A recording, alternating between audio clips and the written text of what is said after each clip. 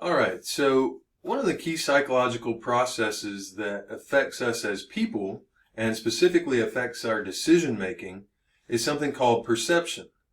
And the interesting thing about perception is it's different with every individual.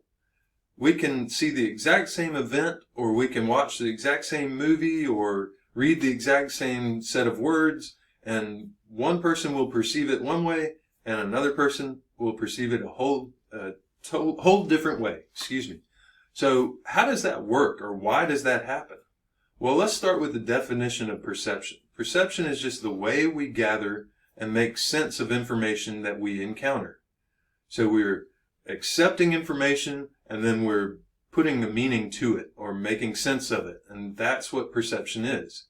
So why does it differ from one person to the next? If the information is the same, why don't we come to the same perception? Well, first there's selective exposure.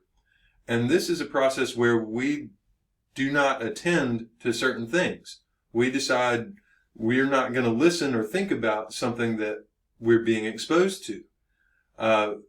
That doesn't always mean that we think this through. I don't mean to say that we consciously do this, but our brain has a way of shutting out certain things, and that's what selective exposure is.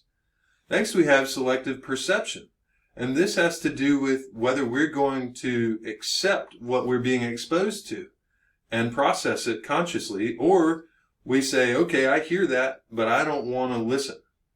That's the kind of idea behind selective perception. We may tune certain things out intentionally. And then the last process, or the last piece of how perception works, is called selective retention. And this is a common thing among people where we tend to remember the things that either stand out to us, or oftentimes as things that are more positive, or things that fit better with our way of thinking.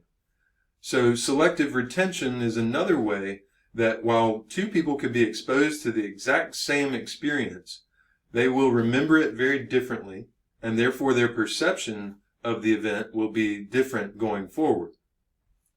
All of this combined explains how different people perceive the same things very differently.